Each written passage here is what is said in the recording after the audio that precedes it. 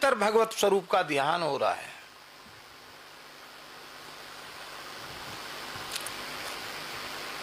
और वो कहता है वृत्तासुर कि हे देवराज, 4 चीजें प्राप्त करने के लिए शरीर मिलता है। बहुत ध्यान से सुने, जो इनका प्रश्न है उसी संबंध में हम समाधान प्रस्तुत कर रहे हैं। हम लोग जितने शरीरधारी हैं उनके शरीर की प्राप्ति का प्रयोजन यही है कि चतुर्विध पुरुषार्थ की सिद्धि हो। पहला पुरुषार्थ है धर्म, दूसरा पुरुषार्थ है अर्थ, तीसरा पुरुषार्थ है काम और चौथा पुरुषार्थ है मोक्ष। इन चारों की सिद्धि हो। हम लोग जब पूजा पाठ करने बैठते हैं, कोई कर्मकांड करने बैठते हैं और संकल्प का जल हाथ में लेते हैं तो कहते हैं चतुर्विध पुरुषार्थ सिद्ध्यर्थम। धर्म अर्थ काम मोक्ष, इन चारों पुरुषार्थों की सिद्धि के लिए हम यह जप पाठ हवन अर्चन आदि कोई भी पवित्र कर्म कर रहे हैं, ऐसा संकल्प करते हैं। पर वृत्तासुर इतना उच्च कोटि का भक्त है, वो कहता है देवताओं, तुम लोगों का भी जीवन चतुर्वर्ग तक सीमित है और धरती के मनुष्य भी चतुर्वर्ग की ही प्राप्ति, पुरुषार्थ चतुष्टय की ही प्राप्ति करना चाहते हैं। लेकिन हम भक्तों की श्रेणी मनुष्यों से भी अलग है और देवताओं से भी अलग है। बड़ी विचित्र बात है। क्या भिन्नता है? तो वृत्तासुर कहते हैं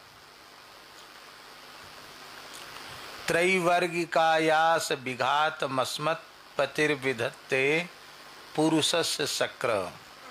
अस्मत् पति ही, हमारे पति जो भगवान श्री हरि हैं, हमारे प्राण सर्वस्व जीवन सर्वस्व जो श्री ठाकुर जी हैं, वे अपने शरणागत भक्त पर जब कृपा करते हैं तो उसके त्रिवर्ग का नाश कर देते हैं। क्या करते हैं? त्रिवर्ग क्या है? धर्म अर्थ और काम। धर्म का नाश कर देते हैं, अर्थ का नाश कर देते हैं और काम का भी नाश कर देते हैं। तो वह व्यक्ति सोचता है कि भैया जीवन तो धर्म पर ही टिका हुआ है और मेरा तो धर्म ही जा रहा है, तो इस धर्म को बचाने का प्रयास करना चाहिए। तो धर्म को बचाने का वो प्रयास करता है। तो वृत्तासुर कह रहे हैं कि हम प्रयास को भी नष्ट कर देते। त्रैवर्गी का आयास, आयास, आयास माने प्रयास। एक बार जब उसका धर्म बिगड़ता तो सोचता मैं संभालूं धर्म को, तो उस धर्म के आयास प्रयास को भी नष्ट कर देते हैं। बार बार विफल होता तो वो उदासीन हो जाता। भैया अब हम किसी काम लायक नहीं बचे, अब तो हम राम ही राम करेंगे। हर काम में असफल हो रहे हैं, किसी काम में सफलता मिल ही नहीं रही है। अब हमको तो लगता है राम जी ने राम राम करने लायक ही छोड़ा है और किसी काम लायक नहीं बनाया। सुनते जाओ।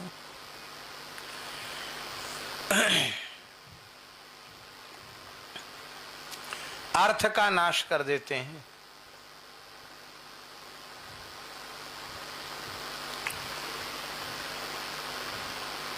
संसार में अर्थ की बड़ी आवश्यकता है।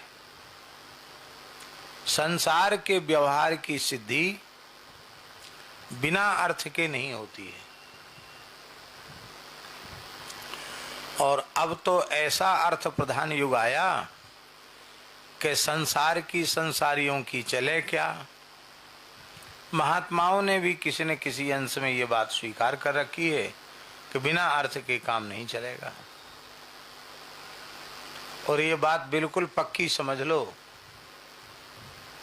जब तक दिमाग के, बुद्धि के किसी कोने में ये बात है कि बिना धन के काम नहीं चलेगा, तब तक भगवान मिलने वाले नहीं।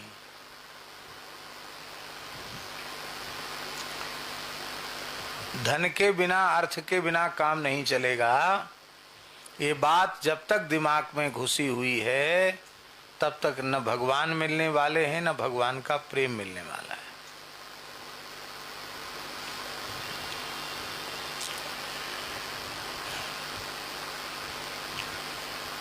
धन के बिना काम नहीं चलेगा,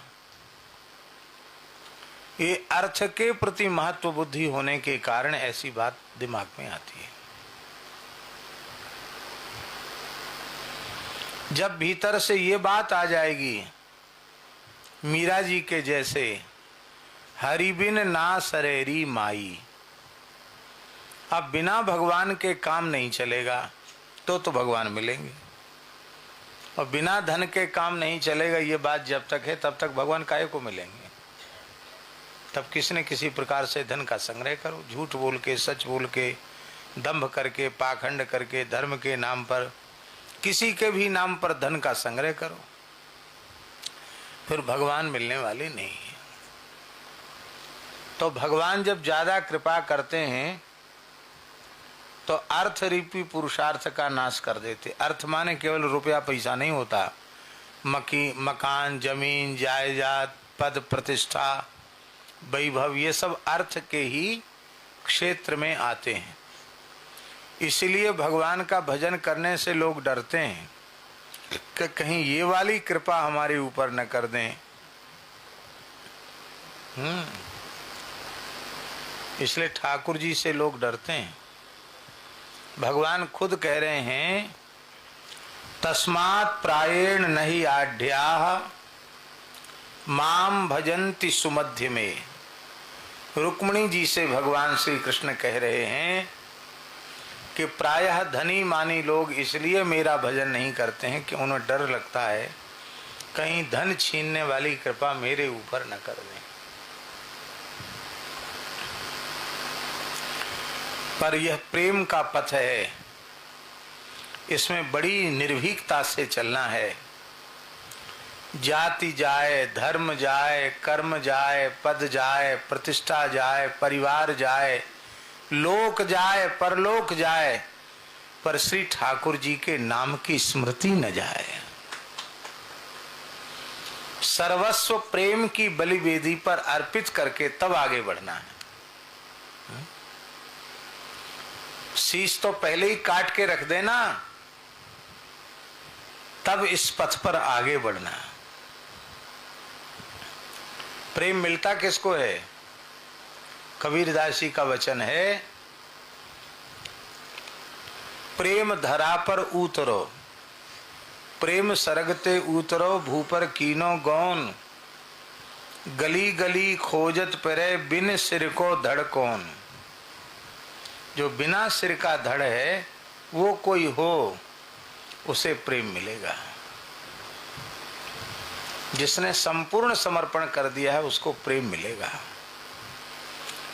तो अर्थ की ये स्थिति है। भगवान कहते मैं अर्थ का भी नाश, वृत्तासुर कहते हैं कि मेरे स्वामी जब ज्यादा कृपा करते हैं तो धर्म का नाश करते हैं, धर्म को बचाने का प्रयास करता है उसका भी नाश कर देते हैं, अर्थ का नाश कर देते हैं। तो सोचता है बिना अर्थ के तो संसार में काम चलेगा नहीं, तो प्रयत्न करता है अर्थ प्राप्ति का, उसके प्रयत्न का भी नाश कर देते हैं। फिर किसी सहयोगी के पास जाता है कि इनसे हमको कुछ सहयोग मिल जाए, हम आगे बढ़ जाएं, और भगवान संसार में उसको आगे बढ़ना नहीं देना चाहते हैं, भगवान अपने चरणों की ओर खींचना चाहते हैं। तो जो उनके मित्र, इष्ट मित्र हैं, सहयोगी हैं, उन पर विपत्ति डाल देते हैं। वो हाथ जोड़ लेता, बोले भाई देखो,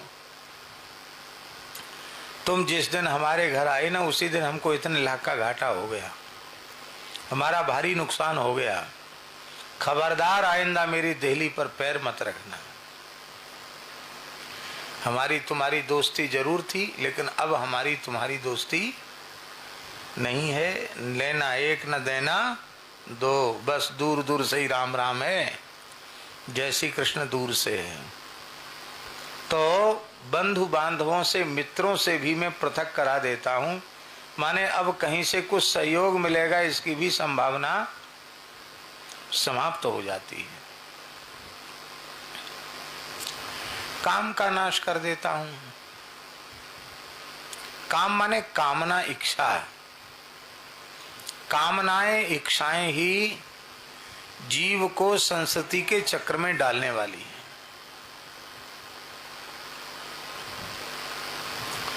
कामनाएं, इच्छाएं थी तो जन्म हुआ, कामनाएं, इच्छाएं रह जाएंगी तो फिर जन्म होगा। जन्म के, संस्कृति के चक्र में, जन्म मृत्यु के चक्र में हमारी कामनाओं ने ही हमको डाला है। तब प्रश्न हुआ कि सारी कामनाओं को पूरा कर लो, कामना रहने ही मत दो, सब इच्छाएं पूरी कर लो। तो पहले ऐसे व्यक्ति को खोज के लाओ जिसकी सारी कामनाएं पूरी हो गई हो। मिलेगा? जिन कामनाओं की पूर्ति मनुष्य करना चाहता है उनमें से कौन सी ऐसी कामनाएं हैं जो हजारों लाखों बार पूरी न हुई हो? पुत्र की कामना है तो सुअर, कुत्ता, गधा, घोड़ा बने तब भी संतान हुई।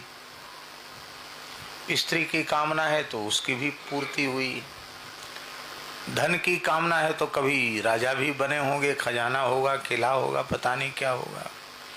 हो सकता कभी देवराज इंद्र के पद पर बैठे हों, क्या पता, क्या ठिकाना।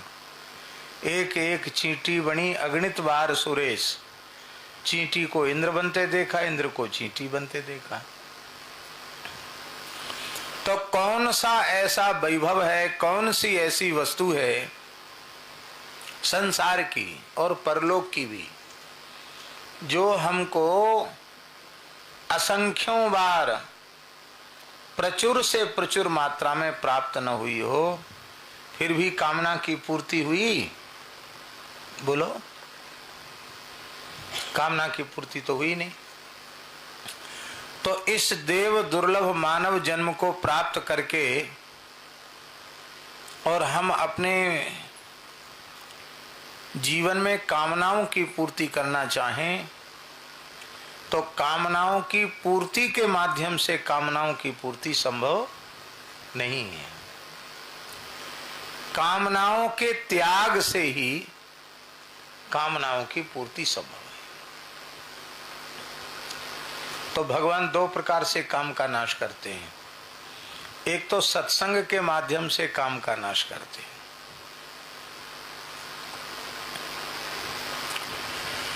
हम आपको क्या कहें,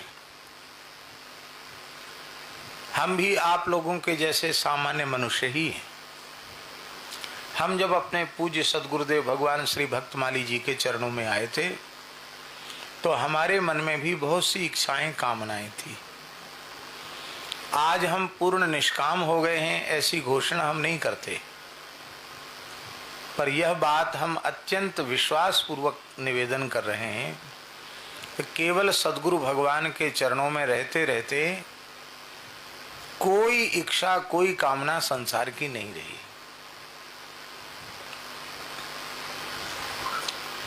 किसी प्रकार से कमजोर नहीं थे, न पढ़ने लिखने में कमजोर थे, न शारीरिक बल में कमजोर थे। लोग कहते पढ़ाई लिखाई सफल हो जाती है, नौकरी मिल जाए। कहते संस्कृत वालों को नौकरी मुश्किल को मिलती है। हमारे वृंदावन में जिस विद्यालय में हम पढ़ते थे, कवर्गीय विद्यालय रंग लक्ष्मी, उसी में हमको विभाग अध्यक्ष बनाया जा रहा था। प्रधानाचार्य जी ने समझाया अभी 70,000 से शुरू है, बाद में लाखों रुपए मिलेगा, वृंदावन वास हो जाएगा। तब हमारा विद्यार्थी जीवन था, इसका मतलब 1995 से पहले की बात है। हमने कहा गुरुजी 70,000, 70 लाख, 70 करोड़ भी कोई महीने का दे तो हमको नौकरी तो करना नहीं। क्यों? नौकरी वो करे जिसको संसार करना हो। संसार में जाने की इच्छा ही नहीं है तो नौकरी किस लिए करेंगे? पढ़ाते जरूर हैं पर पंडिताई भी नहीं करनी है। कथावाचक भी नहीं बनना है। अरे तो बाबा काय को पढ़ रहे हो जो तू कथावाचक ना बनेगो, पुरोहिताई पंडिताई ना करेगो और नौकरी नहीं करेगो तो काय को पढ़ रहे हो? हम कहा हम पढ़ रहे हैं गुरु जी की प्रसन्नता के लिए। निष्काम भाव से जीवन भर पढ़ेंगे पढ़ाएंगे, हमारा मन यही है। हमारे कोई कथा कहने की भी प्रवृत्ति नहीं थी कि हमको कोई कथावाचक बनना है।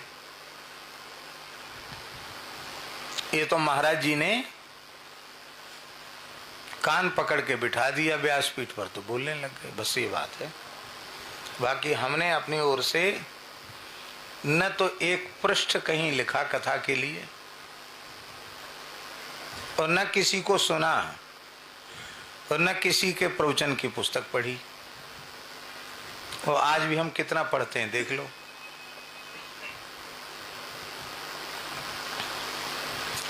तो कथा की प्रवृत्ति, कथा की तैयारी करके हमने एक दिन भी तैयारी नहीं की।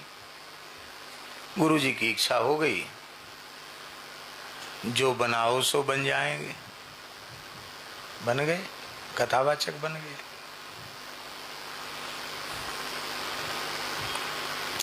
अब ये विवेक जी बोल रहे थे, श्री गुरु पदनख मणिगण ज्योति सुमरत दिव्य दृष्टि ही होती। बोलते तो सभी हैं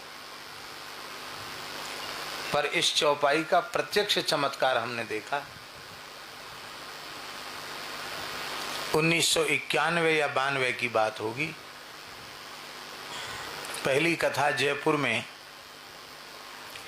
त्रिपोलिया बाजार में तारकेश्वर महादेव के निकट हो रही थी।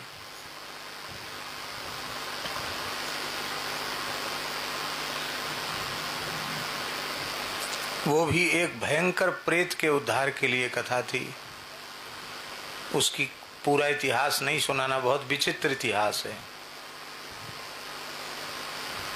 हमारे साथ जो पंडित थे वो तो रो रहे थे कि कैसे भी अपने लड़के बच्चों का मुंह जाके देख लें घर में, ऐसी हालत थी। इतना प्रेतोपद्रव था वहां और जीवन की पहली कथा थी।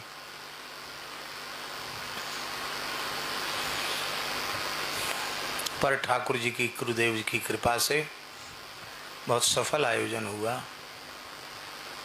तो हमने, पहले दिन की बात है, 2 समय कथा होती थी, 8 घंटे कथा होती थी। संगीत तो था ही नहीं। 4 घंटे सवेरे, 4 घंटे शाम को।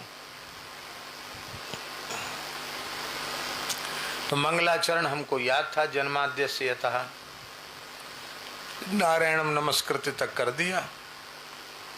अब सब भूल गए कि मेरे प्यारे भाइयों बहनों, लोग कहते ना श्रोताओं, क्या कहना चाहिए शुरू में, सब भूल गए, एकदम भूल गए। माघ का महीना था और एक क्षण में पसीना आ गया। अब क्या कहें, सब कुछ भूल गए। बाँच के लाइन लाइन सुनाएंगे तो सुना सकते हैं, लेकिन वो बहुत अच्छा नहीं लगेगा। तो थोड़ी देर चुप हो गए, 1.5-2 मिनट शायद चुप रहे होंगे मंगलाचरण के। न जय न कुछ नहीं बोले, बस मंगलाचरण करके चुप हो गए और नेत्र बंद करके श्री गुरु पद नख मणिगण ज्योति सुमिरत दिव्य दृष्टि ही होती।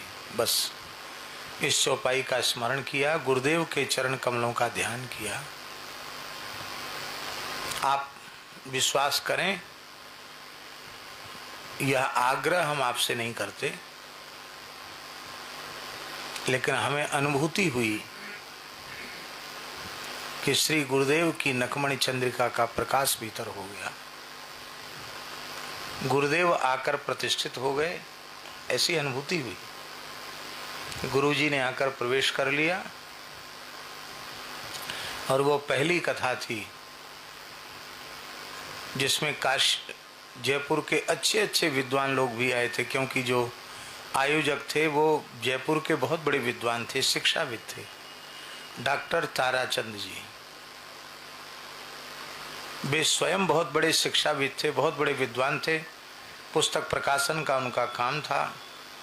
और कुलपति और प्रोफेसर ऐसे लोगों को उन्होंने बुला के, संस्कृत के बड़े बड़े पंडित। पर पहली कथा ऐसी अद्भुत हुई कि लोगों ने कहा कि अभी तो रेख भी ठीक से नहीं आई है, और इतना विद्वत भोग्य शैली में ये बोल रहे हैं।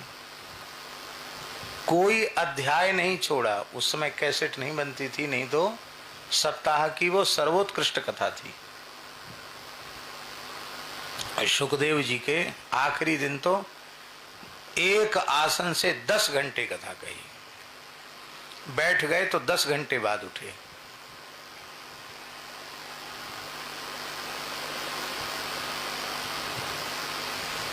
और लोग सोचते हैं कि हमारा समय 7 दिन का पास करना है, कैसे उसको पूरा कर दें।